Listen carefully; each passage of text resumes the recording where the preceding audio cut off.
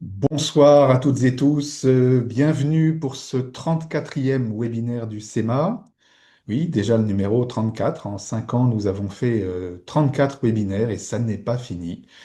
Je vous rappelle que tous ces webinaires sont visibles en ligne sur le site du SEMA, sémaphore au pluriel.org. Le dernier webinaire que nous avons organisé s'est tenu le 3 avril dernier. À l'occasion, nous avions accueilli Anne Messas et Estelle Osmanovic sur la thématique la dimension interculturelle dans les conflits et la médiation. N'hésitez pas à le visionner à nouveau, il est maintenant disponible en ligne. Nous sommes ensemble jusqu'à 20 heures, vous êtes une soixantaine d'inscrits, et merci à vous d'être là, parce que nous savons qu'il y a un événement important qui se joue à Roland-Garros en ce moment, donc on a une rude concurrence et on est content d'avoir quand même quelques personnes parmi nous. Nous avons l'habitude, vous le savez, d'utiliser plutôt le chat. Vous pouvez bien sûr poser des questions au fil de l'échange que nous allons avoir avec David Jarousseau, que je vais vous présenter dans un instant. Et parmi les deux fonctions, questions et réponses ou chat, on vous demande, comme à l'accoutumée, de bien vouloir privilégier dans la mesure du possible le chat. Ça nous est plus facile de détecter les questions qu'il faut traiter. Et pardonnez-nous si toutes les questions ne sont pas prises en direct. Il est parfois difficile de répondre à toutes les interventions. Je rappelle également à celles et ceux qui le souhaitent que vous pouvez obtenir une attestation de formation contre la somme de 15 euros qui vous sera demandée pour les frais administratifs de délivrance de cette attestation. La demande doit en être faite à l'adresse sémaphore, au pluriel, @gmail.com.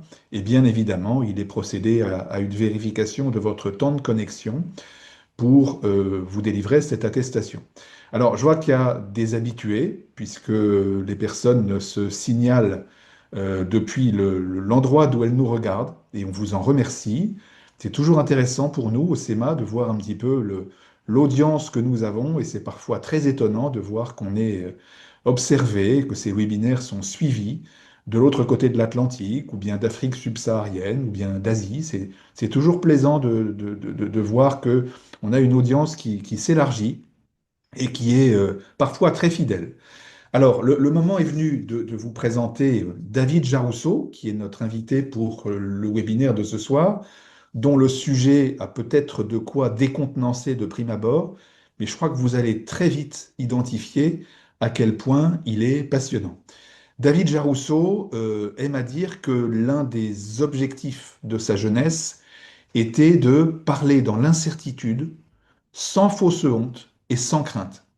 Je veux dire que l'objectif est atteint puisqu'il est désormais formateur en rhétorique et en prise de parole en public. En 2010, David, tu as fondé Full Coaching, un organisme de formation qui vise à former toutes celles et ceux qui souhaitent accroître leur force de conviction. Tu interviens en entreprise ou en milieu scolaire. Tu es aujourd'hui enseignant à l'école de guerre, à Sciences Po Executive Education et à l'université Mohamed VI Polytechnique à Rabat, au Maroc. Tu conseilles également des personnalités pour que leur message ait un impact lors de la prise de parole médiatique. Et je pense que même si vous posez des questions sur le point de savoir quelles sont ces personnalités, David ne vous répondra pas, n'essayez pas. Pour David, l'art de transmettre, c'est l'art de trouver les mots, les formulations les plus adaptées à l'auditoire et au contexte pour exprimer des idées, y compris les plus complexes. Et pour résumer son approche telle que je l'ai comprise, on serait tenté de retenir deux maîtres mots, simplicité et efficience, et puis une conviction sur laquelle nous allons revenir, la parole crée la pensée. Et c'est un aphorisme que tu martèles dans l'essai que tu as intitulé S'armer de rhétorique, une nouvelle liberté d'expression, que je vous présente à l'écran, qui est publié aux éditions Honoré Champion et que je ne saurais trop dont je ne saurais trop vous recommander la lecture.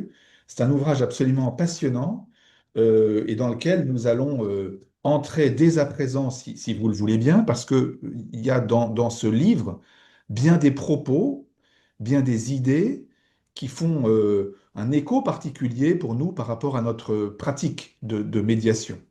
J'y vois notamment des clés pour comprendre la genèse des conflits et une illustration du travail de médiation. Pour ce qui est des clés pour comprendre la genèse des conflits, je vous donnerai deux citations. Notre illusion, écris-tu, David, notre mensonge, notre prison, c'est de douter de tout ce qui ne peut être prouvé, la compréhension des faits dépendant de la perception qu'on s'en fait, nous accordons difficilement notre confiance à qui que ce soit. Et on est là immédiatement plongé dans l'univers de la médiation. L'infinie diversité des perceptions, ajoutes-tu, est la cause de profonds malentendus. La relation entre perception, malentendu, conflit, médiation, évidemment, nous saute aux yeux. Et puis, une illustration très concrète du travail de médiation qu'on peut trouver également dans cet ouvrage, et notamment à partir d'une pensée de Lacordaire, citée par Jean Guiton, je ne cherche pas à convaincre d'erreur mon adversaire, mais à m'unir à lui dans une vérité plus haute. Tu démontres que la rhétorique n'est pas nécessairement au service de la conviction, comme on pourrait le croire, mais qu'elle peut aussi être générée pour une compréhension mutuelle et pour faire émerger une entente réciproque. C'est grâce, écris-tu, à la friction, à l'attrition des idées, grâce à cet autre auquel on s'oppose, qu'une vérité d'ordre supérieur peut jaillir. Ou encore, tu écris aussi par ailleurs, c'est à partir de l'autre, grâce à l'autre, en confrontant avec lui mes positions, qu'une vérité supérieure devient accessible. Et on est là avec cet éloge de l'altérité d'une certaine manière au cœur de l'esprit de médiation si cher à Jacqueline Morino. Et je viens à notre sujet de ce soir, dans l'esprit du plus grand nombre, on réduit la rhétorique à des figures qu'on regarde, dis-tu, comme les vestiges d'une élégance et d'une dextérité désuète, ou pire parfois comme des techniques de manipulation. On y reviendra au cours de la soirée. En tout cas, un peu comme une langue morte. Alors, je serais presque tenté, en te donnant la parole, une petite provocation. J'ai préparé pour toi un questionnaire et je te demande de choisir entre quatre options. La rhétorique, c'est quoi? Des exercices de style virtuose, mais au fond un peu vain, un code de communication, une grille de lecture, un moyen de réenchanter notre pensée, ou bien des repères pour ne pas se laisser submerger par la complexité du monde. Merci d'abord Bertrand de m'accueillir et de me céder la parole. Euh, Plutôt que de répondre aux quatre propositions de définition que tu m'as données, je vais te proposer une définition conventionnelle qui est celle que donne Aristote dans son ouvrage intitulé Rhétorique. La rhétorique, c'est l'art de convaincre. C'est la définition qu'il donne et c'est celle qui est encore viable aujourd'hui. En plus de cette définition, il donne des principes structurants qui président à l'art de convaincre.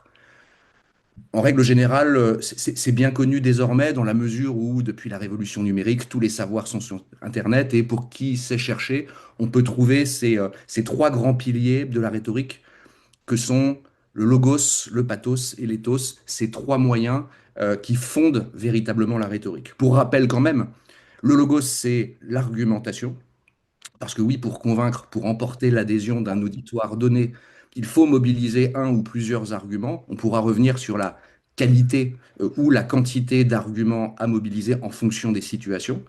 Donc logos, argument. Le pathos, c'est la partie émotionnelle du discours. Parce que un homme au sens plein du terme est bien sûr piloté par la voie rationnelle lorsqu'il s'agit de penser et de conduire une réflexion et de convaincre un auditoire. Mais il est aussi traversé par des émotions qu'il maîtrise plus ou moins bien, qu'il mobilise chez l'autre consciemment ou non. Donc cette partie-là, la partie émotionnelle, est au cœur de la rhétorique. Et celui qui maîtrise la rhétorique, bien sûr, n'est pas traversé par des émotions qu'il subirait, mais il vient les éveiller chez un auditoire particulier auquel il s'adresse. Et puis le troisième pilier, qui est le plus difficile à présenter a priori, c'est l'éthos. E-T-H-O-S. L'éthos, c'est la crédibilité de l'orateur.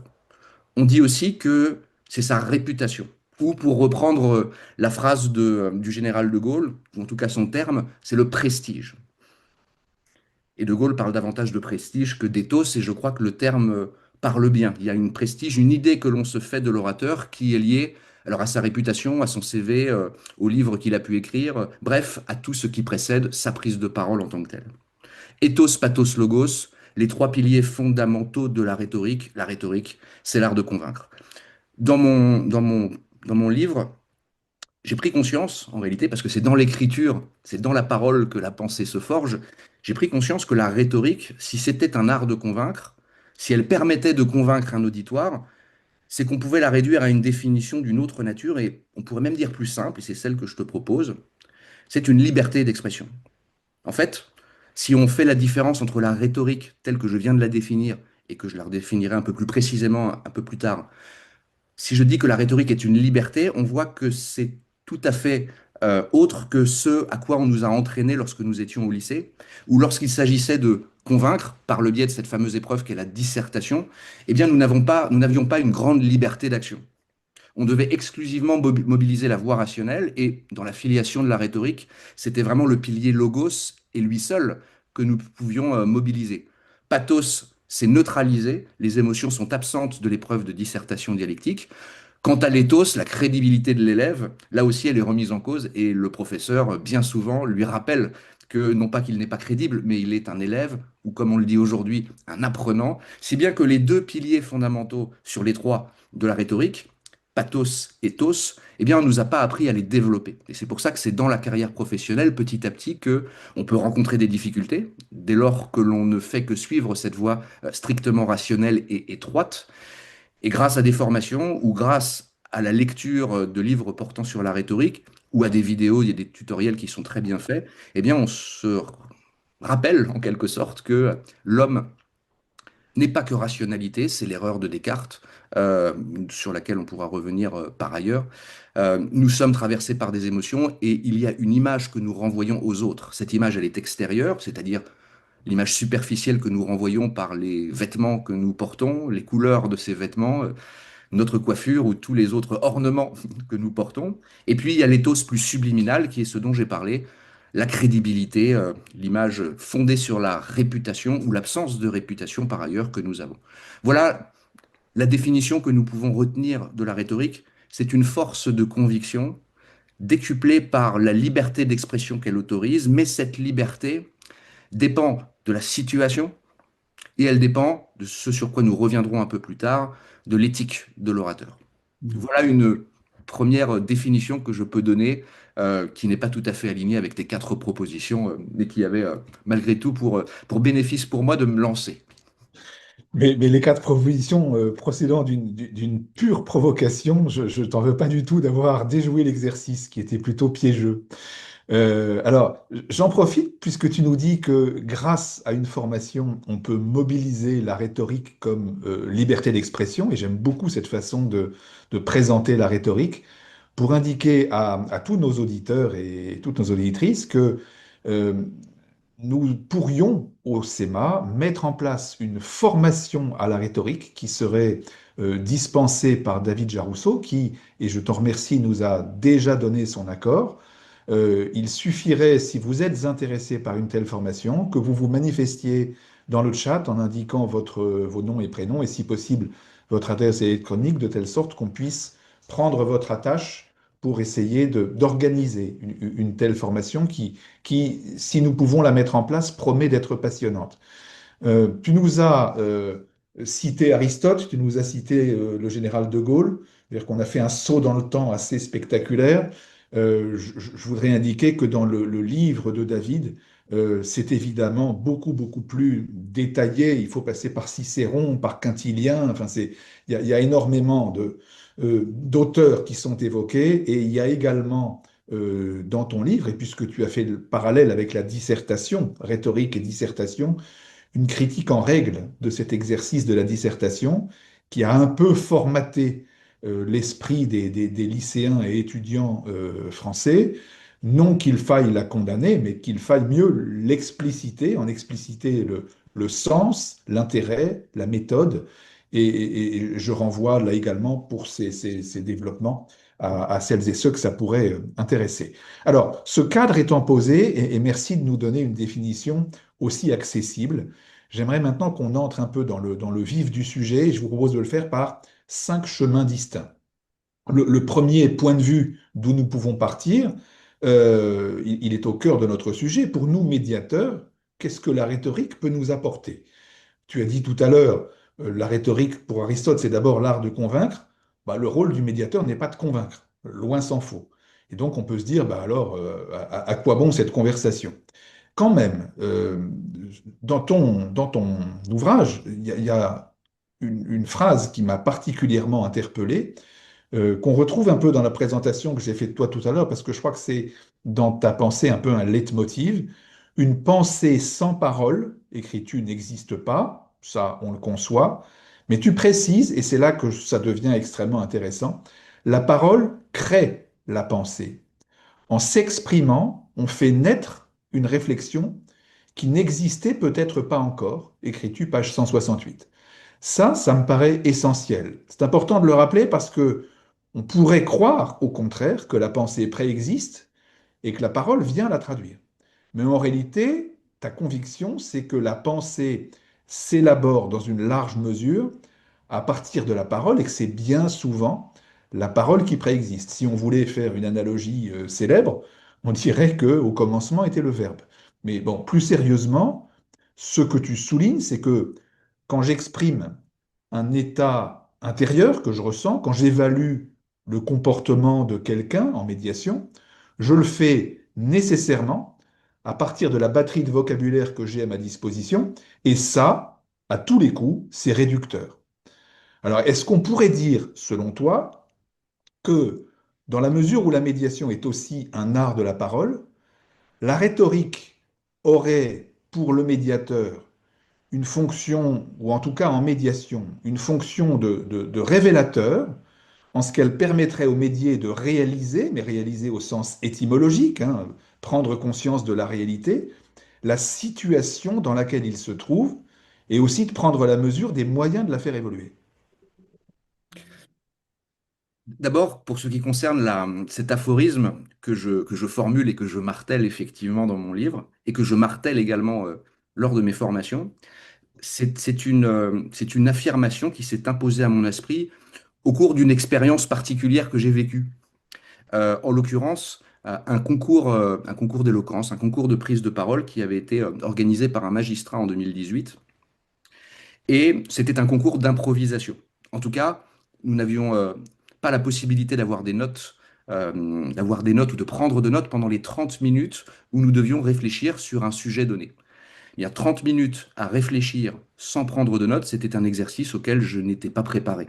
Jamais je n'avais fait ça.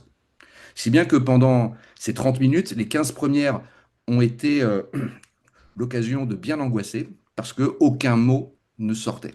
Rien. En réalité, il y avait déjà quelque chose, mais je n'en avais pas pris conscience. J'avais déjà tranché la question qui nous avait été demandée de traiter. Je l'avais déjà tranché, j'avais déjà un avis, une orientation, une décision que j'avais prise. Mais sans prendre conscience que j'avais déjà pris cet angle-là. Pendant 15 minutes, pas un mot. Et puis les 15 minutes restantes, une phrase s'est imposée à mon esprit. Et cette phrase appelait une deuxième phrase, mécaniquement et syntaxiquement. Et les 30 minutes se sont écoulées. Et je suis rentré dans la salle pour prononcer un discours de 10 minutes. Et j'avais en réalité le strict nécessaire. J'avais un but, une intention, déjà une intention de convaincre de l'idée particulière qui m'avait été demandée. J'avais une phrase d'amorce, c'est-à-dire un point de départ, quelque chose qui allait déclencher la parole et donc la pensée. Parce que, à partir du moment où j'ai posé mes deux premières phrases, elles en appelaient une troisième, puis une quatrième. La parole créait la pensée. Alors, elle créait ma pensée en réalité. Elle recréait ma pensée. Au fur et à mesure de la parole, des souvenirs rejaillissaient, des savoirs que je croyais enfouis, ou voire même je croyais ne rien savoir sur le sujet en discussion. Eh bien, ces savoirs se sont petit à petit, euh, ont rejailli, ont rejailli à ma mémoire. Et j'ai pu commencer à m'exprimer avec beaucoup plus de clarté. Et c'est là, au terme de cette expérience, que j'en ai tiré cette conclusion. La parole crée la pensée. Si je ne parle pas, la pensée ne se met pas en mouvement. et c'est ça aussi le cœur battant des formations que je donne, c'est créer les conditions pour que les participants soient mis dans une situation où ils n'ont pas trop le temps de réfléchir avant d'agir, de sorte que je les mette dans une toute autre situation de penser dans l'action, pour faire l'expérience de ce jaillissement de la pensée à partir des premiers mots que l'on a posés. Mais c'est pour ça que ce qui est très important, c'est d'avoir une première phrase en guise de première pierre qui en appelle d'une deuxième, et puis au fur et à mesure, la parole crée la pensée. Mais pour ce qui concerne les médiateurs, c'est vrai que quand j'ai lu ton livre et quand nous avons échangé ensemble, c'est vrai que le rôle du médiateur semble être un rôle de progressif effacement. Et de par cette neutralité, ou en tout cas cette ambition d'être neutre par rapport à l'événement auquel ils assistent, à savoir deux personnes qui cherchent à résoudre leur conflit, ou en tout cas, en votre présence, ce conflit peut être résolu, vous, médiateur, n'avez pas à convaincre à proprement parler, même s'il y a il y a un effet final recherché dans la situation que vous organisez, c'est de résoudre le conflit. Donc il y a quand même un but, et dès lors qu'il y a un but, il y a une intention, et votre silence est rhétorique. Votre silence lorsque vous faites ce choix de vous taire, ou de vous retirer. Et puis la rhétorique, c'est nécessaire de l'étudier parce que ça vous permet aussi de décrypter les discours. Donc de décrypter les intentions, de rester attentif, et je suis sûr que vous l'êtes, sans forcément penser en termes rhétoriques, en termes aristotéliciens, mais vous êtes attentif aux formulations, au choix des mots. Et sans forcément nommer les choses telles qu'elles sont, il y a nécessairement des hyperboles qui sont employées, cette figure de rhétorique qui consiste à amplifier la perception que l'on a de la réalité, afin de produire un effet sur l'interlocuteur, l'autre partie prenante, et puis peut-être vous aussi, médiateur, pour exercer sur vous une influence et créer un biais de perception. Il y a peut-être aussi des euphémismes qui sont employés, cette figure de rhétorique qui consiste à atténuer la perception que l'on a de la réalité, là encore, à des fins d'influence, l'influence n'étant pas un vilain mot par ailleurs. Voilà la raison pour laquelle, en tant que, en tant qu'expert, enfin en tant que médiateur, vous êtes des experts de la parole. Et si la parole crée la pensée, vous êtes attentif au déploiement de cette parole et de cette pensée par les parties prenantes à l'événement que vous supervisez en tant que médiateur. Merci pour ces précisions. Alors, tu as parlé de produire un effet, tu as même cité ce mot en disant qu'il n'était pas nécessairement péjoratif d'influence.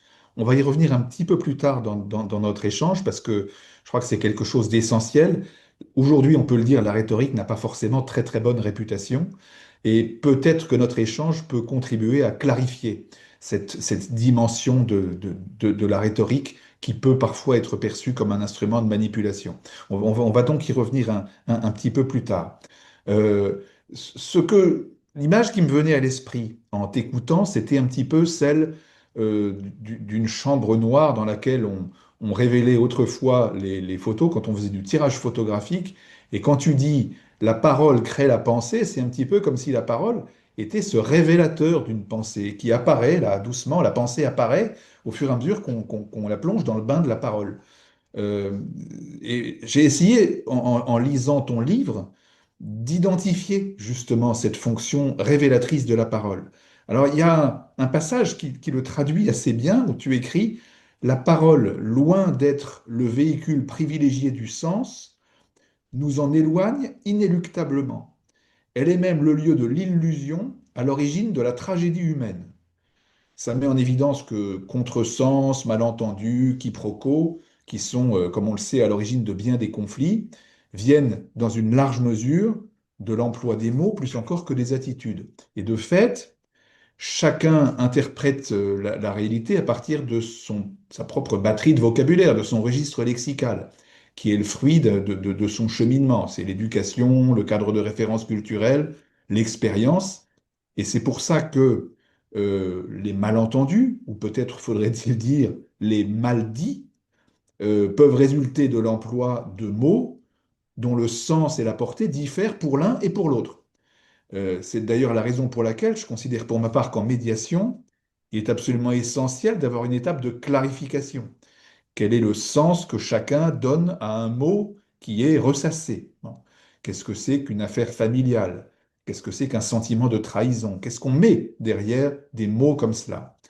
Et c'est là que la rhétorique, me semble-t-il, si je comprends bien ton raisonnement, peut nous être d'un grand secours parce que tu écris encore, la parole est impropre à désigner le réel avec exactitude. Dans leur acception normale, les mots ne suffisent pas à désigner le monde dans son entièreté. La rhétorique, c'est le contournement du sens habituel des mots pour nommer l'innommable. Ce qui ne peut être dit le devient par la force d'une métaphore, d'une litote, d'une périphrase. C'est ce à quoi tu nous invitais à réfléchir il y a un instant. Et c'est un moyen d'exprimer le réel en se servant de la parole autrement. Alors du coup, ma question est la suivante. Est-ce que l'emploi de détours, l'emploi de moyens rhétoriques, permet, selon toi, de rejoindre l'autre plus aisément? Tu vois, dans le livre de Gustave Le Bon, Psychologie des foules, qui fait partie de la bibliographie de mon livre, et dont nous avons, toi et moi, déjà parlé, Gustave Le Bon met l'accent sur l'importance de prendre en compte l'auditoire auquel on s'adresse. L'art de convaincre réside dans la prise en compte de l'auditoire auquel on s'adresse. Dans ce sens, dès lors que l'on doit s'adresser à quelqu'un ou à un auditoire lorsque l'on est un conférencier ou un orateur, cette prise en compte de l'autre dans sa diversité et dans sa singularité influence la manière, décide en quelque sorte de la manière, de la stratégie que l'on va adopter. Donc l'auditoire fait tout, ou presque. Moi je dis qu'il y a la situation et l'auditoire. Et on peut, dans ce sens, choisir une ligne stratégique particulière. J'emploie le terme de stratégie puisque désormais c'est un terme qui n'est plus réservé aux militaires et que la société civile lui a dérobé. Et donc on peut parler de stratégie de communication. En présence d'un auditoire dont je sais ou je pressens qu'il est plutôt en phase avec le message que je vais porter, parce que je sais qu'il est prêt, parce que je sais que cet auditoire appelle ce genre de discours, de message que je viens lui porter, je vais adopter ce que j'appelle une stratégie directe, sans détour, sans faux semblant. Je ne vais pas tourner 107 ans autour du pot, j'y vais de but en blanc, je martèle ma proposition de façon récurrente. Je ne sature pas mon discours d'arguments puisque l'autre est déjà prêt à entendre ce que je viens lui dire. Donc, je n'ai pas besoin de collecter un grand nombre d'arguments. Un seul peut suffire. Et les exemples les plus emblématiques pourront sur lui avoir l'effet final recherché. Au contraire, lorsque j'adresse un message à un auditoire dont je sais que ce message va être mal reçu ou il va faire réagir, il peut avoir pour conséquence que l'auditoire même se retourne contre moi ou qu'il m'exprime très rapidement sa plus vive déprobation. J'adopte une stratégie indirecte. Et cette stratégie indirecte, lorsque je l'illustre dans mes formations, j'établis un lien de correspondance avec la méthodologie de la dissertation dialectique, ou du moins avec la dialectique telle que le philosophe Hegel l'a formulée. Thèse, antithèse, synthèse. Affirmation, négation, négation de la négation. La trajectoire dialectique a ceci d'intéressant en stratégie indirecte qu'elle me permet d'entrer, elle m'invite à entrer en empathie avec l'auditoire auquel je m'adresse. Qu'est-ce que cela veut dire? Ça veut dire que je connais suffisamment l'auditoire et je pressens que l'idée que je viens lui proposer, il va y être défavorable pour d'abord établir, et je suis sûr que vous le faites en médiation, d'abord établir un terrain d'entente sur les définitions, sur des valeurs, sur un constat, sur quelque chose qui nous rassemble, qui nous ressemble. Dès lors que ce terrain d'entente est établi, et moi je dis qu'il faut prendre le temps d'établir ce terrain de consensus, ce point commun, alors il est possible de dire à cet autre, à cet auditoire ou à cet interlocuteur, de lui montrer un autre versant de la réalité, auquel auquel il a plus de résistance peut-être, mais il y sera peut-être plus favorable à l'entendre puisque nous avons préalablement établi un terrain d'entente. Donc il va supporter cette vision alternative du réel à laquelle soit il n'avait pas pensé, soit il n'est pas tout, cette vision ne lui est pas tout à fait agréable. Et alors, et ça ce serait l'antithèse si tu veux. La thèse, c'est le mouvement d'empathie vers l'autre. L'antithèse, je lui montre une autre facette de la réalité. La synthèse, c'est le dévoilement du message que je viens porter, de ma véritable position ou de ce que j'étais venu lui dire. Et là, l'objectif, c'est que cela suscite chez lui non pas une adhésion pleine et entière, ce serait illusoire, mais ce serait au moins de créer les conditions d'un dialogue fécond. Peut-être que la stratégie indirecte est la stratégie la plus privilégiée par le médiateur parce qu'elle exige une empathie, une indispensable empathie puisque je fais face à une complexité et je dois penser comme l'autre. Et d'ailleurs, penser comme l'autre, c'est un mot-clé de toute stratégie militaires y compris. On pourrait aussi aborder, mais elle est peut-être elle est un peu plus étrangère à la médiation, quoique elle peut être employée par les parties prenantes, les personnes qui vivent effectivement la médiation. C'est ce que j'appelle la stratégie hybride ou stratégie de l'ambiguïté. Et là, c'est une façon de se saisir, d'employer des mots dont, et les employant de telle sorte dans une phrase ou dans une séquence de discours, les employer de telle sorte qu'ils rendent indéterminer la position que celui qui emploie ces mots-là souhaite adopter. Donc cette stratégie de l'ambiguïté, ce serait ce moyen de crypter son discours afin qu'il ne soit pas tout à fait compris, afin qu'il laisse une place à une ambiguïté qui peut être porteuse d'ailleurs à terme. Donc c'est une stratégie euh, qu'il faut aussi savoir identifier lorsque l'une ou l'autre des parties prenantes visiblement ne cherche pas à se faire tout à fait comprendre. Voici les trois stratégies que je développe et auxquelles j'entraîne les personnes que je forme dans différents exercices de mise en situation. Stratégie directe en présence d'un auditoire favorable. Favorable à ce que je vais dire et peut-être même favorable à mon ethos. Il me reconnaît, il me considère comme crédible. Stratégie indirecte, stratégie que je privilégie lorsque l'idée que je vais dire, le message que je vais porter, je sais qu'il ne sera pas reçu. Pour autant, ça ne veut pas dire pour autant que je vais utiliser la stratégie indirecte lorsque mon ethos serait faible. Au contraire, un médiateur est dans un rapport de force qui lui est favorable, même s'il a tendance, encore une fois, à se retirer et à laisser se jouer l'événement simplement en sa présence. Mais la stratégie indirecte n'est pas une stratégie adoptée face à un ennemi, mais au contraire face à des personnes, par exemple pour votre cas, face à des personnes qui ont un conflit et qu'ils peuvent endiguer par leur propre volonté. Et puis la stratégie de l'ambiguïté, un discours délibérément ambigu qui peut composer une séquence de discours à l'intérieur d'un autre discours, parce que ces stratégies, bien évidemment, peuvent se mêler en fonction des situations. Voilà pourquoi je voulais introduire cette réponse par la référence à Gustave Le Bon, l'auditoire fait tout, l'autre fait tout en réalité, dans le but de pouvoir obtenir un effet final recherché, convaincre dans certaines situations ou résoudre un conflit sans passer par les moyens d'un procès vous concernant. Et ces stratégies sont des façons d'avoir conscience de ces stratégies vous permettrait d'être plus agile, encore plus libre finalement dans votre façon d'observer et d'agir sur cet événement qu'est la médiation. Alors, c'est passionnant parce que là, on touche du doigt les passerelles qu'on peut faire entre l'art de la rhétorique et la pratique de la médiation. Gustave Le Bon, dont tu nous parles, ne m'avait pas échappé à la lecture de ton livre, hein. Tu dis notamment, l'orateur suivant sa propre pensée et non celle de ses auditeurs perd par ce seul fait toute influence. Et on comprend bien, encore une fois, c'est une évidence, mais ça mérite quand même d'être rappelé que euh, un, un- un propos, la parole, c'est pas tant un message envoyé qu'un message destiné à être reçu. Et ça nous amène à la notion de stratégie dont tu parlais. Alors, ça n'est peut-être pas dans notre vocabulaire usuel de médiateur, mais je pense, à titre personnel, que dans toute médiation, il y a une dimension stratégique. On dit d'ailleurs, c'est la définition de la loi de 95 à l'origine, que la médiation est un processus structuré. Et donc, qui dit processus structuré dit stratégie.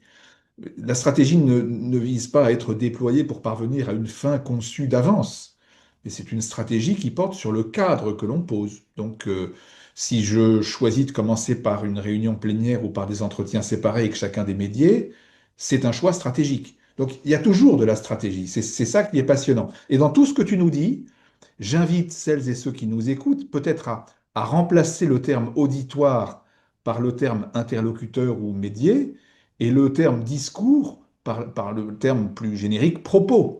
Donc tout ce que tu dis à propos de l'orateur qui discourt, on peut le dire à propos du médiateur qui s'exprime dans l'espace de médiation. Et ça nous permet d'avoir une vision effectivement stratégique du rôle du médiateur. J'aimerais bien maintenant qu'on aborde le deuxième angle que je propose d'adopter pour traiter notre sujet, deuxième porte d'entrée, à laquelle on est très attentif, nous les médiateurs, et dont tu as déjà dit un mot tout à l'heure, c'est celui des émotions. Tu as parlé tout à l'heure de l'erreur de Descartes, hein, ça nous renvoie au titre du livre de Damasio. Le présupposé de la réflexion de Descartes, écris-tu, consiste à définir la raison de manière spécifique et exclusive. Les émotions lui sont distinctes. Jusque-là, on comprend bien. Mais tu insistes beaucoup sur le fait que ce qui est distinct ne veut pas dire séparé. Et c'est d'ailleurs d'une certaine manière rendre justice à Descartes qui, en définitive, n'a pas quand même totalement négligé les émotions. Et de là, tu soulignes la nécessité qu'il y aurait à réintégrer les émotions dans le champ de la parole. Et je te cite, hein, page 210, je cite à nouveau, laissons nos émotions se traduire en paroles, cessons de les contenir par le silence, car c'est à force de vouloir les filtrer que tout explose au grand jour, car un beau jour elles débordent. Un malheur inopiné de la vie nous condamne à ne plus savoir les maîtriser. Les émotions jaillissent entre les mailles de la raison, nous devenons pure instabilité, nous devenons les esclaves de nos émotions. On est bien souvent en médiation confronté à cette épreuve de personnes qui deviennent esclaves de leurs émotions.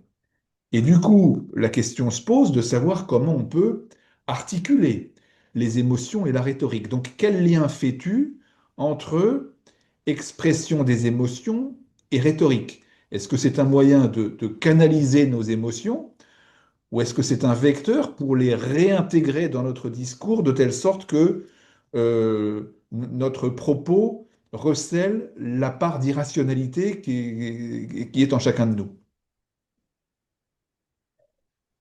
On a fait allusion tout à l'heure à la dissertation dialectique et au fait que nous n'avons pas été entraînés à, à intégrer une part émotionnelle dans nos réflexions, une part même d'ailleurs strictement empirique. On n'avait pas le droit dans nos dissertations scolaires de faire allusion euh, à nos expériences personnelles et à ce que ces expériences avaient pu nous inspirer, y compris en philosophie d'ailleurs.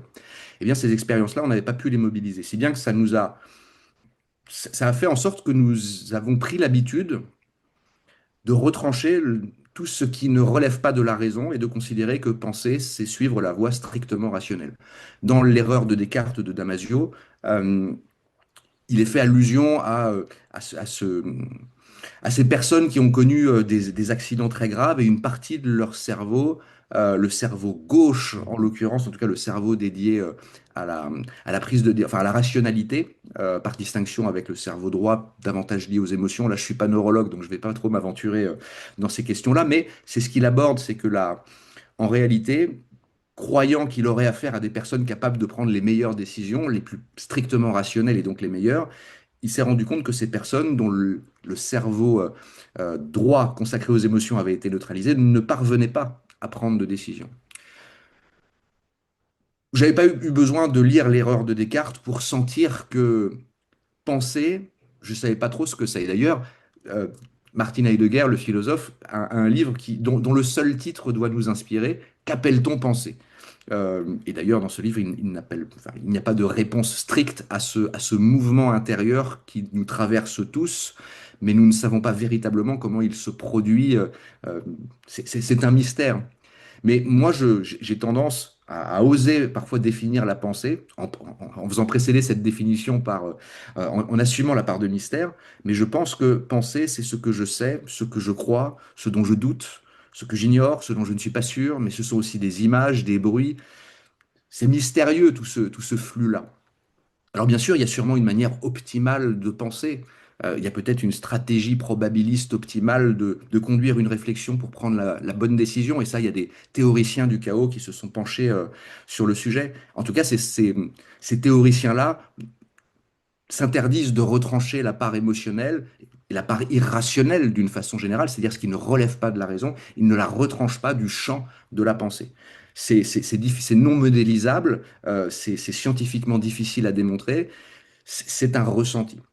Maintenant, la mobilisation des émotions, quand on fait allusion à Gustave Le Bon, avec un peu de cynisme dans son livre Psychologie des foules, c'est aussi un livre qui inspirera les démagogues, c'est-à-dire suivre la ligne de l'auditoire, c'est vraiment s'autoriser tous les débordements, tous les excès, tous les moyens finalement La d'obtenir complaisance.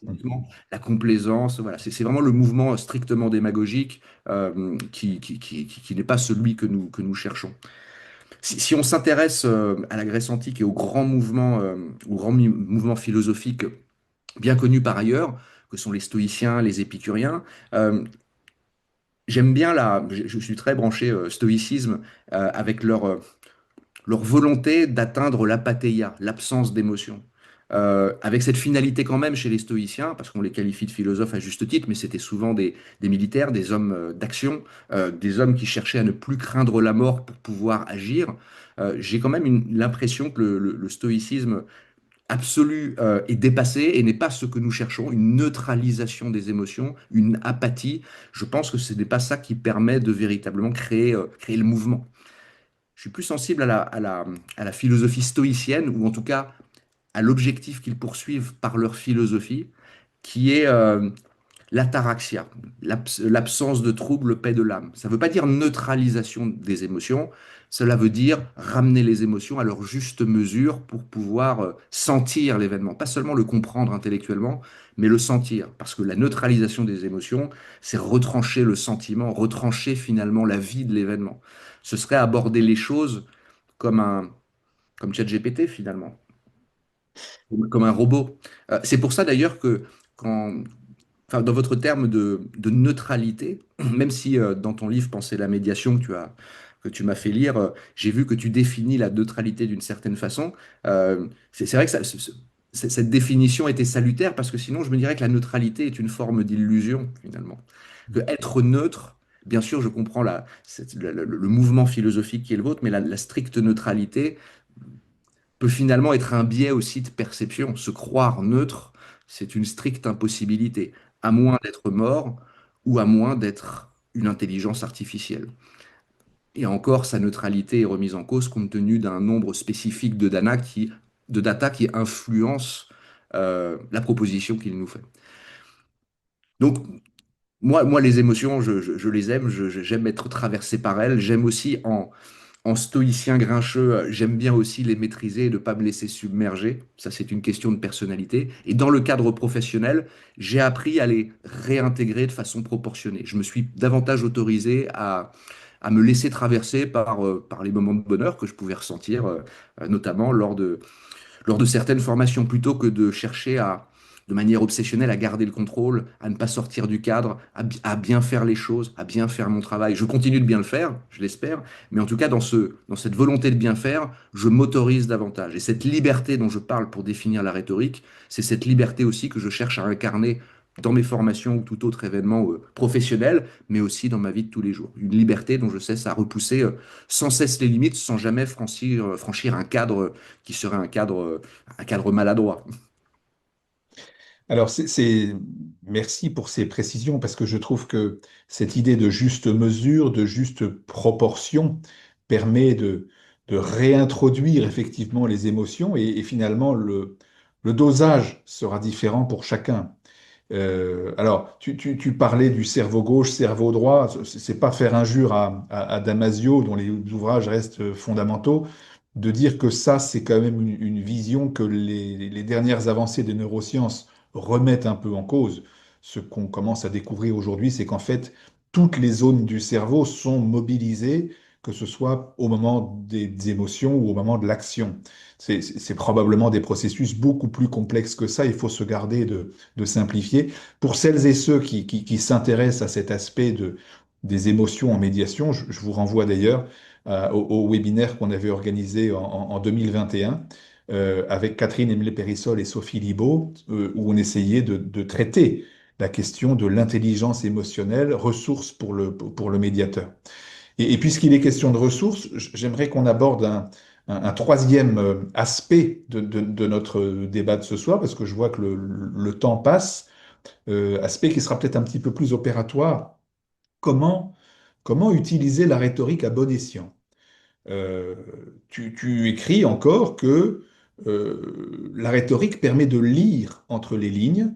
C'est un moyen, dis-tu, de deviner l'implicite, tout ce qui se cache et qui se trame derrière les mots. En fait, le verbe est passeur de sens, hein, d'une certaine manière. D'où ma question, est-ce que pour toi, la rhétorique est une discipline que tout médiateur devrait, si ce n'est s'approprier, en tout cas fréquenter, parce que ça lui permettrait de mieux discerner les profils des personnes avec lesquelles il se retrouve en séance, les ressorts qui animent leurs actions et les lignes de tension qui se dessinent entre ces personnes. Est-ce que la rhétorique serait, et je reviens à ma petite question provocatrice de tout à l'heure, une grille de lecture? Oui, la rhétorique offre une grille de lecture, elle permet de décrypter les discours.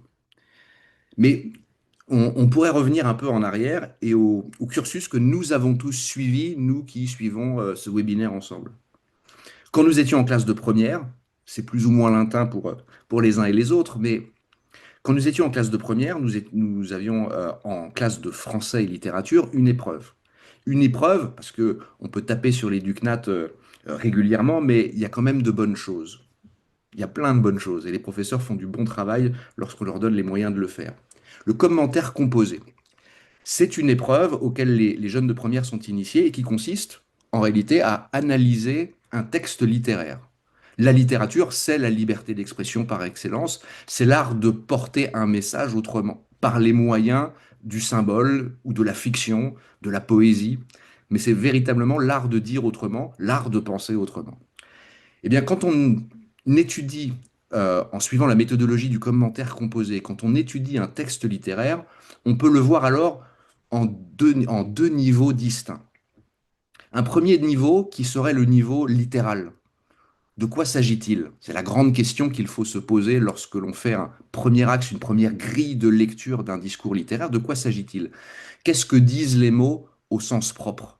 C'est ça l'enjeu d'un premier mouvement de réflexion auquel sont exercés les jeunes de première, c'est de décrypter ce que le texte dit et montre de toute évidence. Et il s'agit de faire après un raisonnement bien structuré, comme on a l'habitude de le faire. Et puis, après avoir étudié ce premier degré de lecture, en quelque sorte le sens littéral du texte, ce qu'il montre en apparence, ce qu'il montre, semble-t-il, de toute évidence, on va prendre de la hauteur et s'élever vers le second degré. De quoi ce texte, finalement, est-il le symbole? Quels sont les principes universaux? Quelles sont les intentions souterraines de l'auteur en écrivant, en passant par la fiction, pour peut-être manifestement, enfin pour peut-être porter un message particulier? Si la littérature est l'art de dire autrement et l'art de penser autrement, et si derrière toute littérature il y a un message, une intention, non seulement de divertir, mais de faire réfléchir, comme le projet des fables finalement. On disait que enfin, La Fontaine lui-même disait que ces fables étaient faites pour plaire et instruire.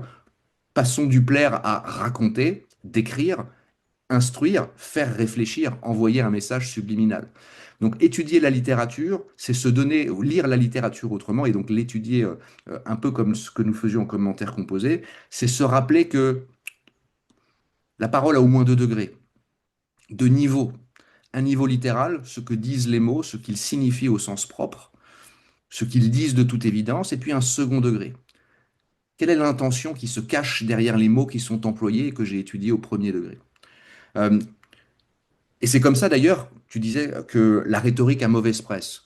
C'est vrai, elle a eu longtemps eu mauvaise presse et depuis un peu moins d'une dizaine d'années, elle revient au goût du jour. Pour preuve, je donne des formations en rhétorique dans différents lieux, donc la rhétorique est de moins en moins taboue.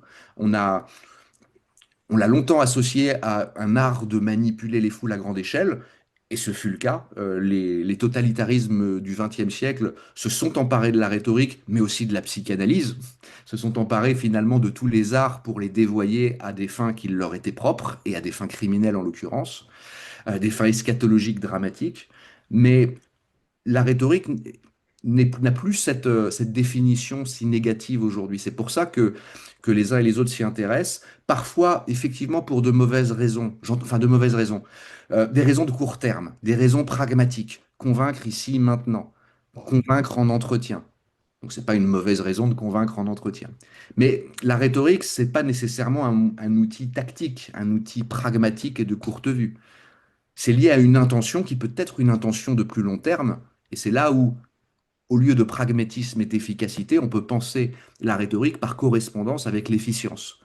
D'où les relations que j'établis avec la stratégie. La stratégie, c'est le temps long. La tactique, le niveau opératif, les moyens, les stratagèmes, ça, c'est un niveau pragmatique et court-termiste. C'est les moyens. Mais quelle est la fin?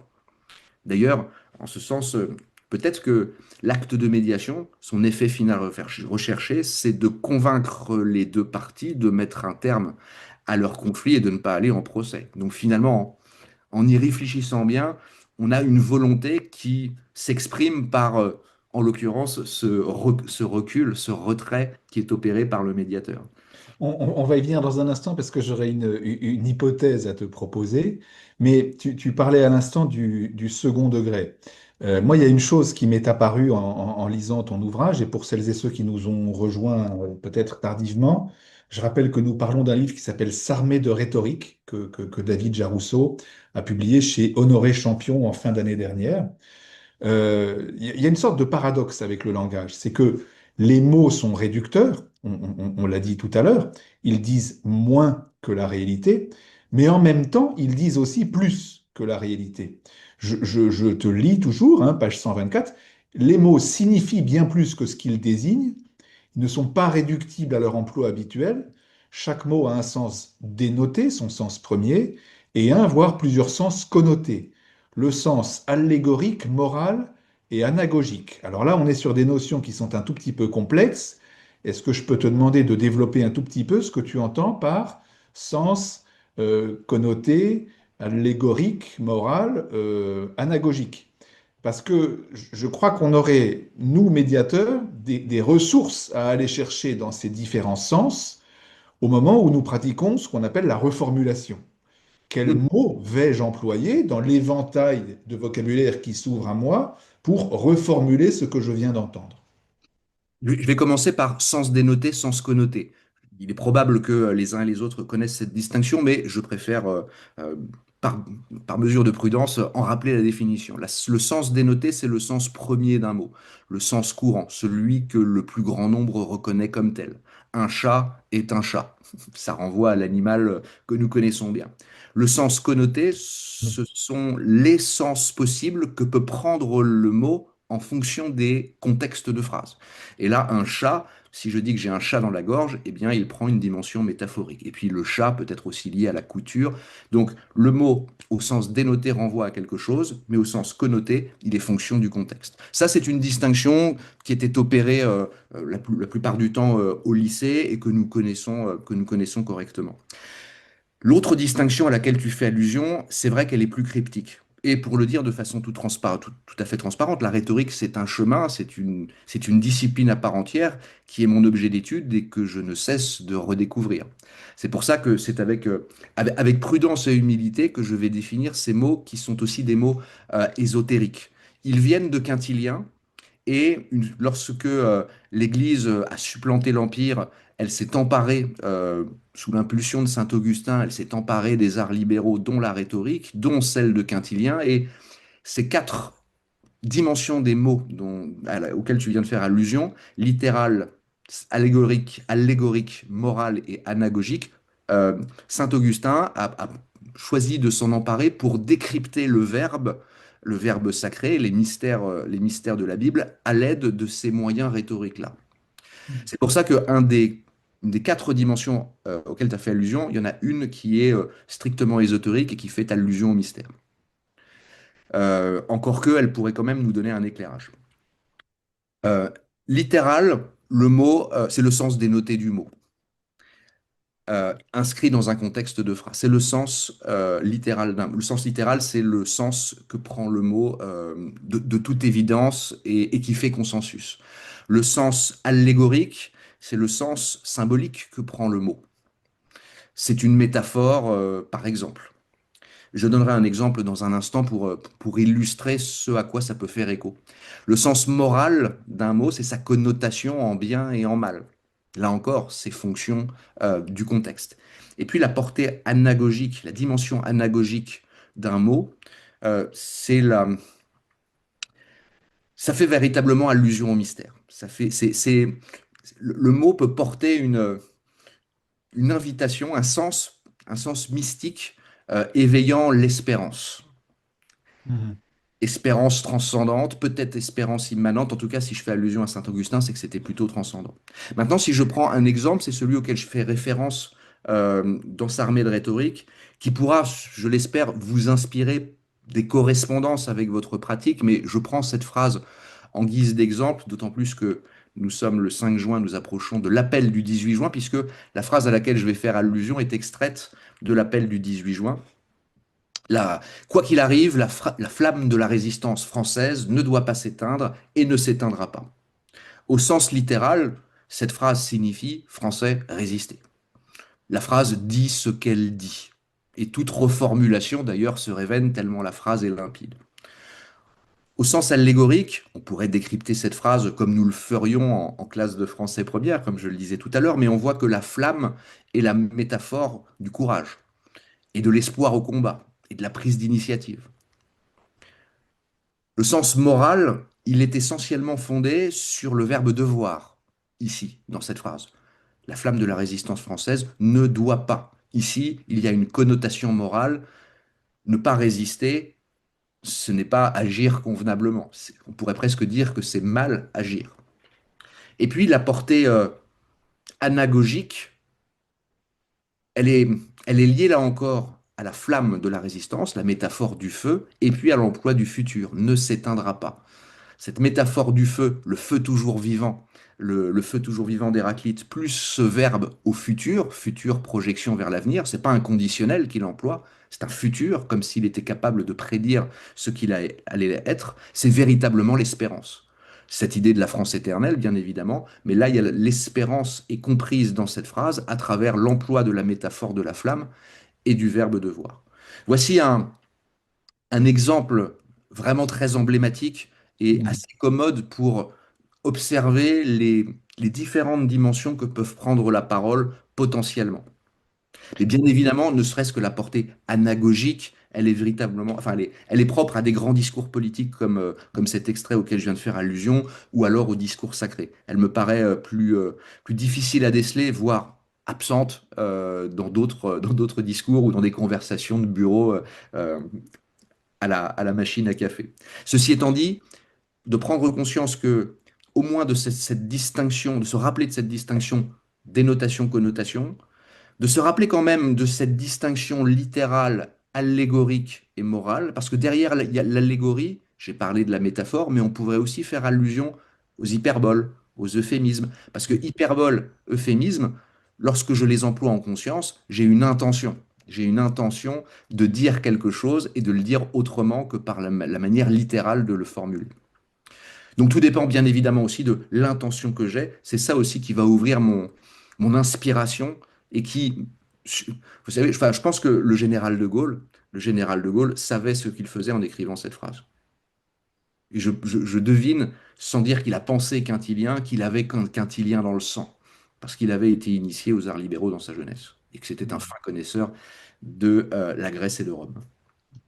Merci pour cet effort de simplification, sans que ce soit de la vulgarisation. Ça nous permet d'entrer dans toute la nuance qu'autorise la rhétorique. Alors, je t'ai dit tout à l'heure que j'avais envie de te proposer une hypothèse. Euh, Mon hypothèse est fondée sur ce que tu nommes dans ton ouvrage la subjectivité active de la rhétorique, que tu opposes à l'impersonnalité passive de la dialectique. Dialectique dont nous croyons, parce que c'est ainsi qu'on a été formaté, et c'est un petit peu ce que tu rappelais tout à l'heure, qu'elle nous guide nécessairement à la raison et donc au juste. Et par ailleurs, toujours dans cet ouvrage, tu distingues esprit de système et esprit de méthode, et tu écris se définit comme méthode la latitude d'action dont peut jouir celui qui en comprend et en respecte les principes, alors que ce qui définit un système, c'est l'obéissance aveugle à des règles dont le sens n'est pas expliqué. C'est comme ça. Du coup, l'hypothèse que je suis tenté de formuler est la suivante. Est-ce qu'on ne pourrait pas associer le procès au schéma dialectique et à son impersonnalité passive? Et de fait, dans un procès, on a bien l'expression d'une thèse, d'une antithèse et d'une synthèse, le jugement. Bon. Et on opposerait donc esprit de système et procès, esprit dialectique, à la médiation, qui serait la subjectivité passive avec l'esprit de méthode et donc la rhétorique. Est-ce que c'est une distinction qui ferait sens à tes yeux? D'abord, je veux revenir sur le terme de dialectique et l'inscrire dans une citation bien connue des militaires, qui est un aphorisme d'André Beaufre. Enfin, un aphorisme, une définition qu'il donne de la stratégie. Il définit la stratégie ainsi: la stratégie est l'art de la dialectique des volontés, employant la force pour résoudre leurs conflits. Je trouve cette définition extrêmement claire pour comprendre ce qu'est la stratégie et donc enfin, comprendre comment on peut définir aussi la guerre, la dialectique des volontés. Dans un procès, manifestement, je crois qu'on peut parler de dialectique des volontés. Et comme tu l'as bien dit, il y a une thèse, force d'affirmation. Alors c'est un mouvement thèse qui contient pour le coup le champ des émotions et l'éthos, puisque par la voix de l'avocat, on a toute une image qui s'exprime pour défendre le client. Bon, donc c'est une dialectique vivante. C'est pas une dialectique étroite comme celle à laquelle on nous a habitués à penser à l'école. On a C'est une aussi des procédures écrites où il n'y a que des arguments. Donc ça, c'est pas la mise en vie, mais en tout cas, oui, c'est un mode de restitution ou un mode de communication d'ailleurs également. En tout cas, c'est de la dialectique parce qu'il y a un rapport de force et que la synthèse, effectivement, est le dépassement de cette contradiction, c'est-à-dire la délibération. Euh, Est-ce que c'est un système? Oui, c'est un système codifié. Il y a en plus le facteur temps entre en ligne de compte. Là, encore une fois, comme n'étant pas un expert judiciaire, je ne m'aventurerai pas trop dans trop de complexité euh, pour qualifier le procès par comparaison avec un système. Mais en tout cas, c'est une dialectique des volontés, employant d'autres moyens que la force, et c'est heureux, pour est-ce que c'est pour résoudre le conflit? Oui, en tout cas, pour trouver une issue à ce conflit et qu'une des parties. Mais il n'y a pas cette idée que les deux parties pourraient finalement. Euh, une des parties va être défavorisée par rapport à l'autre ou déçue par rapport à l'autre. Il va y avoir la victoire de l'un et la défaite de l'autre. Mhm. Alors que dans une médiation, c'est vrai que cet événement m'inspire un moment beaucoup plus incertain, beaucoup moins codifié. Euh, Dans un procès, comme dans un événement conflictuel, les parties ont sûrement fait un plan, ont une stratégie de défense ou d'attaque, et puis aucun plan ne résiste au premier coup de canon, comme on le dit aussi à l'armée. Eh bien, cette stratégie, elle va rencontrer l'adversité, cette adversité que l'on n'avait pas forcément prévue, et c'est là où ce conflit, cette forme de conflit symbolique qu'est le procès, va prendre une orientation qui n'était pas forcément prévue par les deux stratèges que sont les avocats. Dans une médiation où l'événement est d'une autre nature, et si stratégie il y a, c'est peut-être que les deux personnes, les deux parties prenantes à l'événement ont une stratégie eux-mêmes pour obtenir un résultat par rapport à l'autre, mais si déjà ils se rendent disponibles à la médiation, c'est qu'il y a déjà une ouverture à des possibilités. Et le stratège, bah, c'est peut-être vous, médiateur, c'est de créer les conditions les plus harmonieuses pour atteindre cet effet final recherché, convaincre les deux parties de renoncer au procès, de trouver un terrain d'entente. Donc finalement, si la rhétorique est stratégique par essence, et c'est ce que je dis, alors vous êtes des stratèges parce que vous poursuivez un objectif qui est d'inciter, de créer les conditions, de convaincre, mais sans le dire, de convaincre par les moyens détournés, de leur faire par eux-mêmes décider de renoncer à aller plus loin et de déboucher sur un terrain d'entente par des moyens plus pacifiés. Ben, merci d'avoir poussé cette idée un peu plus loin parce que je réalise, hein, enfin, j'ai réalisé à la lecture de ton livre et en t'écoutant que effectivement il y a des parallèles importants à faire entre médiation et rhétorique et entre dialectique et procès. Alors, on a déjà différé à deux ou trois reprises cet aspect. Venons-en à l'aspect suivant qui est celui de la manipulation. On est là sur une dimension un petit peu plus polémique. La rhétorique écriture est un art du contournement pour pénétrer plus fortement les esprits en procédant d'une histoire plaisante. Les éléments de langage sont des formules rhétoriques qui déjouent l'esprit critique des auditoires à des fins d'influence. Bon, on peut effectivement comprendre que lorsque le médiateur pose une question telle que qu'est-ce qui est important pour vous, ce qui est une question usuelle en médiation, il cherche à influer sur le processus et non pas à influer sur les personnes. Et jusque-là, tout va bien, on n'y trouve rien à dire, le procédé est vertueux. Mais au-delà de ça, tu écris également, la rhétorique est une ruse pour déjouer l'attention, secouer la conscience, pardon, inspirer une idée. Alors là, on n'est plus dans l'influence sur le processus, on est dans l'influence des personnes. Et je pose la question un peu brutalement, est-ce que la rhétorique est un moyen de manipuler l'autre? Elle peut l'être, bien évidemment. Elle peut l'être. Elle peut l'être. Tout à l'heure, je te parlais de la stratégie indirecte et que le mouvement thèse, enfin cette équivalence, ce mouvement d'empathie vers l'autre, soit je pense comme l'autre, enfin je pense comme l'autre, je fais cet effort de réflexion pour identifier ce que j'ai de commun avec l'autre, avant de petit à petit l'exposer à une autre facette de la réalité et d'essayer de l'emmener dans une autre direction. Ce mouvement d'empathie, ce mouvement thèse, il peut être sincère comme celui que je viens de te décrire, mais ça peut être aussi le lieu même de la manipulation. C'est-à-dire, j'intègre le facteur mensonge dans ce mouvement d'empathie. Là, je fais croire à l'autre alors que ce n'est pas ce que je dis n'est pas ce que je crois. Je le manipule. Donc, ce mouvement d'empathie est le lieu et l'espace même de la manipulation. Quand tu parles, enfin, quand tu abordes cette question de la manipulation, et c'est fait, effectivement, j'ai qualifié à certains moments donnés la rhétorique de ruse parce qu'elle peut l'être. Elle n'est pas que cela, elle est intelligence de situation et en fonction des situations, la ruse du stratège peut être mobilisée. Elle peut être aussi manipulatoire. Et ça nous ouvre cette question qu'on avait esquissée, toi et moi, il y a quelques jours, c'est la question de l'éthique. C'est étroitement lié à la rhétorique. On pourrait même dire que la rhétorique ne vaut rien sans éthique. La rhétorique est manipulation, ou alors en tout cas n'est qu'une invitation à, à défendre ses seuls intérêts si elle est déliée de toute conscience éthique. Donc la rhétorique est liée à l'éthique. Aristote a d'ailleurs écrit Éthique à Nicomaque, ce qui montre bien que la rhétorique ne peut pas être déliée de cela. Je dis que ça le montre bien, mais ça se confirme lorsque l'on lit les textes. Maintenant, cette question de l'éthique, ça peut un peu faire tarte à la crème. C'est important d'avoir une éthique. Mais de quelle éthique parlons-nous? Alors, j'ai pas de réponse absolue à cela. Simplement, je veux aborder trois normes éthiques, dont deux qui sont inspirées du sociologue Weber, et puis une autre que j'ai essayé de matérialiser. Éthique de conviction, éthique de responsabilité, éthique de Ça, c'est liberté. Weber.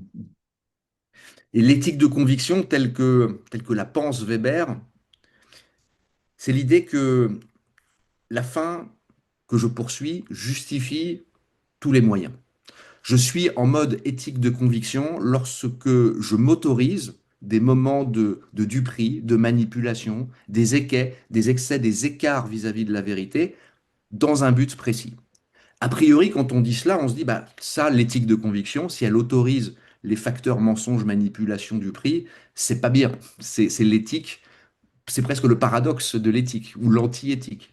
Et pourtant, si on réfléchit autrement et si on se dit que en certaines situations et en fonction de certains auditoires ou certains interlocuteurs, l'urgence commande, s'il y a vraiment urgence à influencer l'interlocuteur ou à convaincre l'auditoire vraiment de façon très immédiate, très rapide, alors il faut entrer en mode éthique de conviction pour résoudre le problème. Là, c'est l'urgence qui m'inspire l'idée que je dois intégrer d'autres moyens que la stricte vérité, que la pondération pour atteindre l'objectif.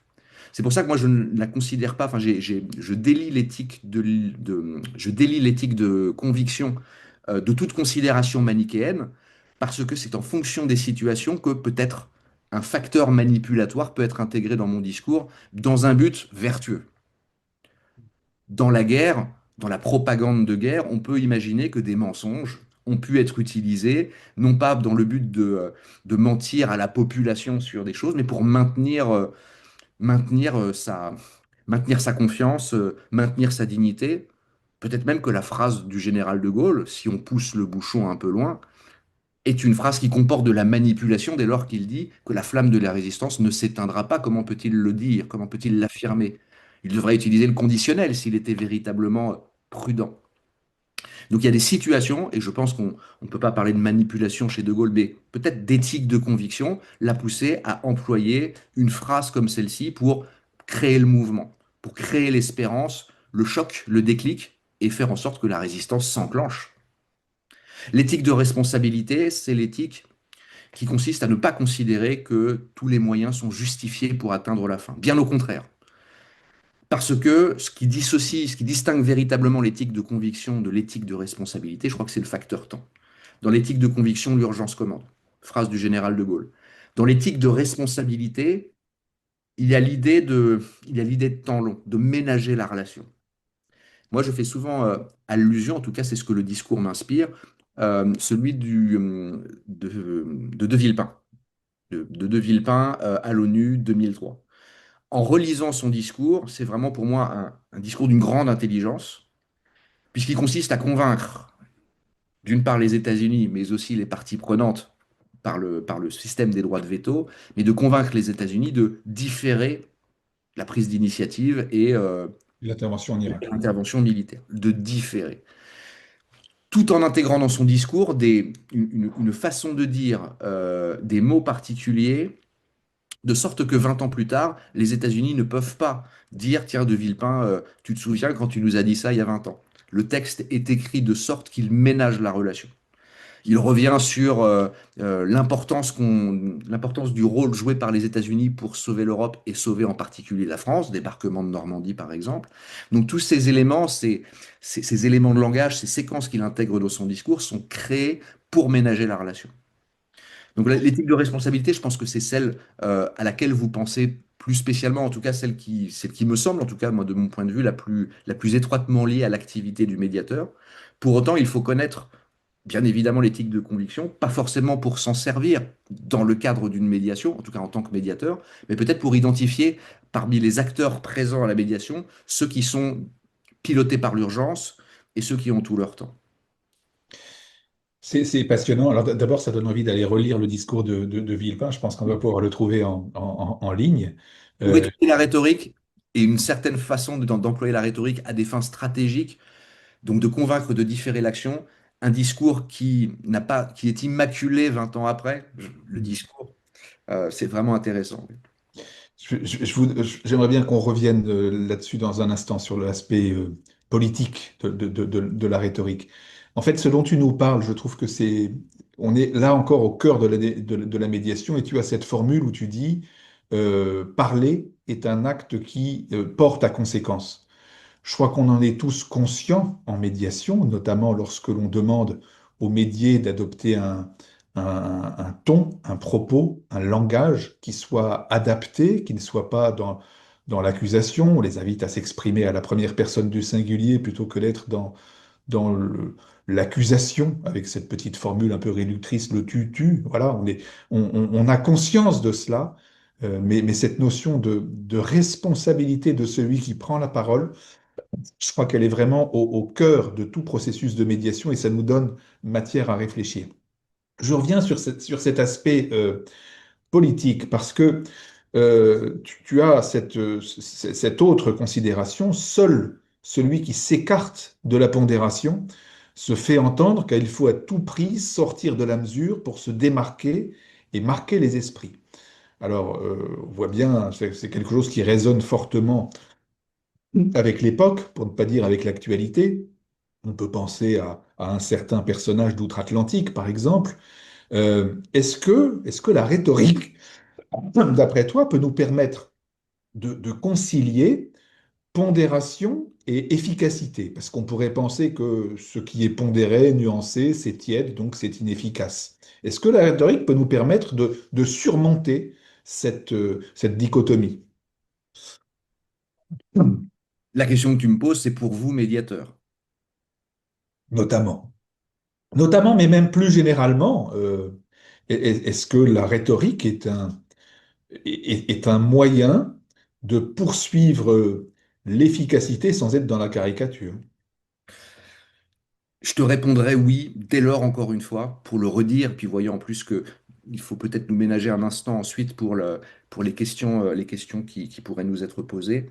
Euh, Là encore, tout est une question d'éthique. Hmm.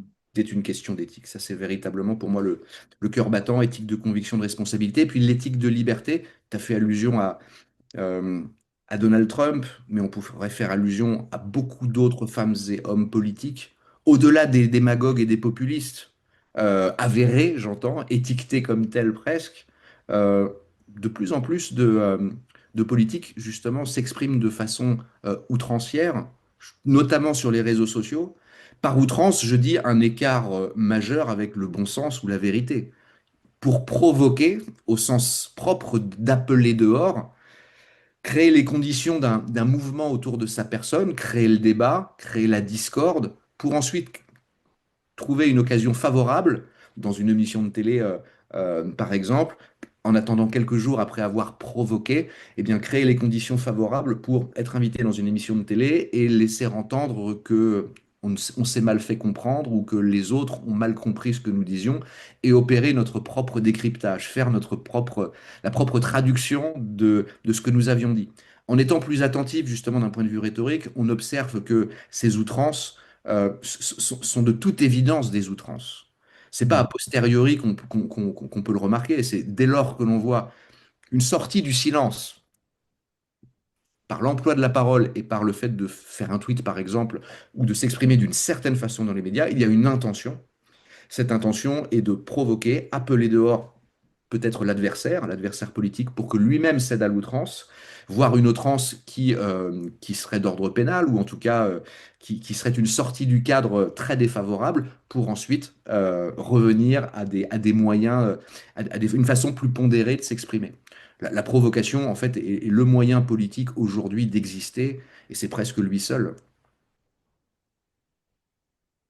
C'est, Mais c'est- pour revenir, à la limite, pour faire un parallèle avec la médiation, j'imagine que dans une médiation, vous n'êtes pas des provocateurs, puisque justement, les formulations que vous cherchez à employer du début jusqu'à la fin de la médiation sont des formulations aussi neutres que possible pour créer les conditions favorables à la bonne conduite de l'événement, mais l'événement se déroule en partie indépendamment de votre bonne volonté à employer des formules qui favoriseraient le dialogue, mais les acteurs étant libres, eh bien, ils s'extraient peut-être de ce cadre bienveillant que vous cherchez à établir et prennent leur liberté et formulent librement leur façon de percevoir les choses, provoquent, s'ils le souhaitent, l'autre partie présente à l'événement.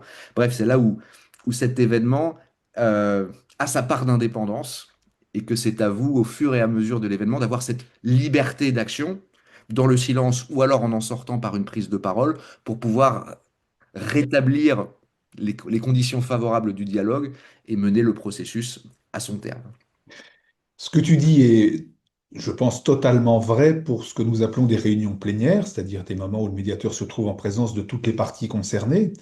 Mais on a aussi en médiation des phases d'entretien séparés, où le médiateur s'entretient individuellement avec chacune de ses parties prenantes. Et à ce moment-là, l'intention, puisque tu parlais d'intention et que c'est là aussi au cœur du processus de médiation, peut être, comme tu le disais très justement tout à l'heure, de permettre à quelqu'un d'adopter une vision alternative de la réalité à celle qu'il avait adoptée jusque-là. Et pour faciliter cela, le médiateur peut être tenté d'user de figures rhétoriques et peut-être d'aller friser la manipulation en passant par l'influence. Voilà. Donc il peut y avoir une frontière. Et moi, ce que je retiens, c'est que quand tu parles d'éthique, en fait, il faut peut-être considérer l'éthique justement comme une sorte de curseur entre la responsabilité et puis l'intention. Voir un petit peu jusqu'où on veut aller, jusqu'où on peut aller tout en étant responsable. Ce qui est également intéressant avec cette phrase dont on parlait tout à l'heure, parler porte à conséquence, c'est Mhm. que finalement, on a le sentiment, et en tout cas on vit dans une société où ça semble être euh, une croyance, que s'exprimer est une manifestation d'autorité. Celui qui détient la parole a le pouvoir, d'une certaine manière. Euh, Est-ce que à cet égard, le médiateur ne serait pas plutôt disposé au silence? Est-ce que, de ce que tu connais de la médiation, il ne faudrait pas considérer que bah, euh, ce moyen rhétorique, il est finalement un petit peu antinomique avec le naturel requis, avec l'authenticité, avec la spontanéité du médiateur. Et que finalement, tu disais tout à l'heure que le silence peut être rhétorique. Est-ce que dans certaines circonstances, si le médiateur n'est pas une figure de pouvoir, mais seulement une figure de légitimité, le mieux ne serait pas qu'il s'en tienne au silence? Alors, au silence absolu, ça, je ne sais pas, mais en tout cas, que le silence soit un moyen rhétorique, un mode d'action, une façon de manœuvrer dans une situation incertaine. Oui, oui, le silence est. Je dis d'ailleurs que le silence est aussi fondateur de votre autorité. Autorité au sens où vous allez créer les conditions favorables à l'événement par ce retrait et par ce silence. Euh, Plutôt que de s'extraire du silence, euh, enfin, vous vous extrayez du silence pour une bonne raison. Je pense que c'est ça aussi d'ailleurs qui caractériserait le médiateur, c'est que le silence est son mode d'expression dominant et que dès lors qu'il s'exprime, cela veut dire, en tout cas cela devrait signifier que la parole compte, la parole est pensée, que chaque mot est pensé et qu'il est fait pour identifier, résumer l'événement qui s'est produit et pour produire un effet aussi sur la poursuite de l'événement et de la médiation en l'occurrence. Donc le silence serait votre mode d'action de prédilection, votre canal d'expression de prédilection, pour un peu comme dans un événement quantique, que l'événement se produise indépendamment de vous, que vous, observateur, médiateur, ne corrompiez pas l'événement par vos paroles, mais dès lors que vous sortez du silence, cela veut dire que les mots sont là pour être le plus efficace et efficient possible. Efficacité, je pense, dans le cadre d'une séquence, ça c'est important, mais enfin, on pourrait dire que vos interventions pourraient s'établir sur ces deux niveaux. Il faut qu'ils soient efficaces pour relancer, pour ici et maintenant le dialogue, et efficient dans un but final, un effet final recherché, sur lequel je reviendrai, convaincre les deux parties de ne pas finir en procès. Donc finalement, la médiation est un art de convaincre sans l'être. Oui, je vois dans le fil de discussion, Ivan Robin, que je salue, qui nous signale L'Art de se taire de la Bédinoire, qui est effectivement un très beau livre dont on peut tirer des ressources, parce que se taire n'est pas si simple. Et moi, je me souviens que, comme quand j'ai commencé en médiation, j'avais beaucoup de mal à me taire. Et ça nécessite, je crois, une relative expérience de savoir se taire en médiation. On nous apprend à écouter, et, euh, et je crois qu'écouter, c'est d'abord se taire. Mm. D'une certaine Et, manière, c'est aussi simple et- que ça. et sur ce que tu dis sur le silence, on peut aller au-delà des médiateurs. On est dans un monde où justement il y a des injonctions à l'ouvrir, des injonctions à parler. Il faut avoir le courage de parler. Euh, je crois que dans ce monde de bruit, je ne sais pas si c'est du courage, mais c'est de l'intelligence, c'est de se taire et de se retirer, plutôt que de participer au bruit environnant, parce qu'y participer nous empêcherait de penser. Et je crois que l'art de se taire est un art sophistiqué qu'il faudrait pratiquer un petit peu plus comme on pratique les grandes vertus. Merci pour ce mot de quasi-conclusion, puisque je vois que notre webinaire touche bientôt à sa fin. Je ne suis pas du tout certain qu'on ait épuisé le sujet, hein, mais je pense qu'on a pris un petit peu la mesure de son étendue. J'en profite pour redire ce que j'indiquais au début de notre webinaire. Si parmi les personnes qui nous écoutent, certaines sont intéressées poursuivre une formation sur la rhétorique. Et on tâchera bien évidemment de faire des ponts entre rhétorique et médiation à l'occasion de cette formation. N'hésitez pas à nous le signaler en indiquant votre adresse électronique si vous ne l'avez pas déjà communiquée au SEMA, de manière à ce qu'on puisse organiser cette formation. David Jarousseau nous a déjà fait part de son accord pour intervenir dans ce cadre. Et de Et mon vif intérêt. et voilà, absolument. Alors, moi je voudrais, en un mot, revenir à ton livre, parce que j'ai découvert dans ce livre qu'on avait à la fois une vision du pont d'altérité qu'on a en médiation. Tu nous dis la rhétorique, c'est le seul moyen de comprendre l'autre, mon frère, dont seule la pensée m'est infiniment étrangère et pourtant si familière. Et j'aime bien cette façon de voir la rhétorique. Tu nous l'as définie comme une liberté de penser, mais c'est aussi une façon de comprendre l'autre. Ça me paraît important. Et c'est aussi un miroir pour clarifier notre propre pensée. Penser autrement implique de se confronter à l'autre, écris-tu, qui me fait comprendre par ses résistances et objections que mon idée ne va pas de soi. Seul, je peux m'illusionner sur la clarté de ma parole et de ma pensée. J'aurais presque envie de rédiger cette phrase sur un petit carton et de distribuer ce carton aux médiés au début de chaque séance. Je trouve que ce serait une façon d'entrer en médiation, de faciliter le passage. Est-ce que tu as un mot de conclusion que tu souhaiterais ajouter, David, avant que je ne donne nos petites informations habituelles? Un mot d'abord pour te remercier et remercier le SEMA, sa directrice, pour l'invitation, l'accueil et le temps qui m'a été accordé ce soir en ta compagnie, Bertrand. 1 heure et demie pour discuter de rhétorique et de médiation. C'est un temps dont j'ai vraiment profité. Je te remercie encore pour l'accueil et je remercie celles et ceux qui se sont rendus disponibles en dépit du match de tennis qui se déroulait au même moment où se déroulait notre webinaire. Donc merci, merci à vous tous, merci à vous toutes. Et je conclurai uniquement en te disant et en vous disant que la médiation m'intéresse. Je découvre la médiation encore une fois depuis quelques mois finalement, depuis notre échange fin décembre lorsque nous étions à Sciences Po Grenoble ensemble. Et, et, et- et la médiation ne cesse de m'intéresser parce qu'elle demande une grande intelligence de situation. Et puis, d'un point de vue plus politique, finalement, comme art de se substituer au procès, je trouve que c'est une exigence politique d'alléger nos tribunaux, mais même de trouver des moyens de remédier à des situations critiques, d'apprendre à résoudre ces conflits autrement que par les voies judiciaires ou par les voies de la violence, par les seules voies du dialogue et de l'intelligence. Voilà ce qu'est la médiation. Quand tu me parlais de ce qui se passait au Canada, ça me parlait, je me dis que c'est un idéal vers lequel nous devons tendre. Et moi, modestement, en tant que professeur, formateur, mais j'ai encore une casquette de professeur, je m'adresse à la jeunesse, je me dis que la médiation, au même titre que la rhétorique et que les arts libéraux par ailleurs, devraient être des disciplines enseignées à l'école, ou du moins des modes d'action et d'expression qu'on pourrait éveiller chez la jeunesse.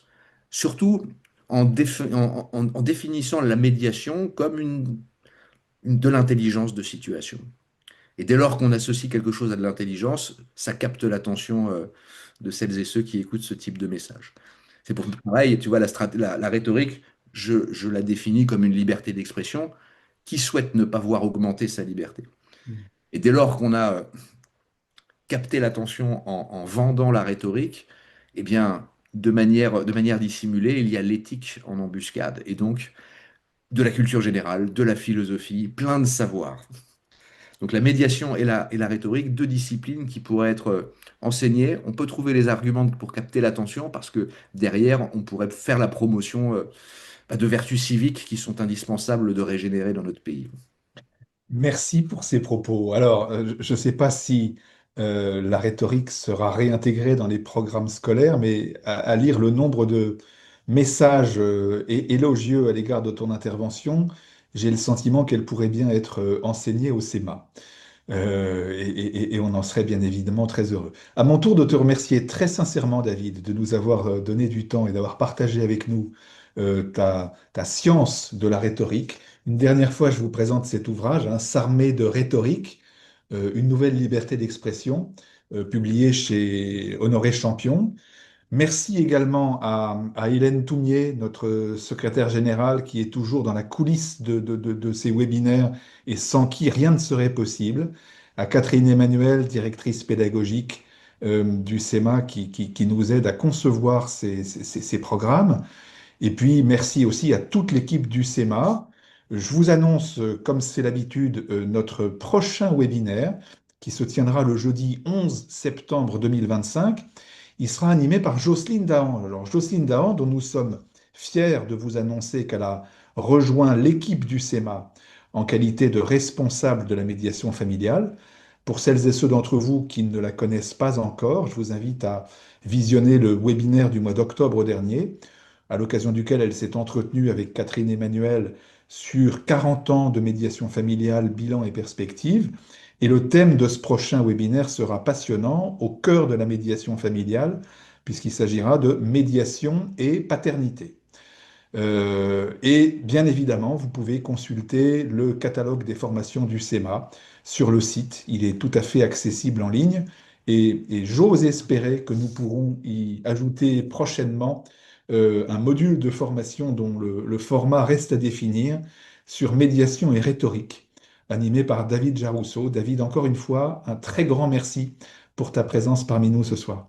Bonne Merci. soirée à toutes et tous. Au revoir.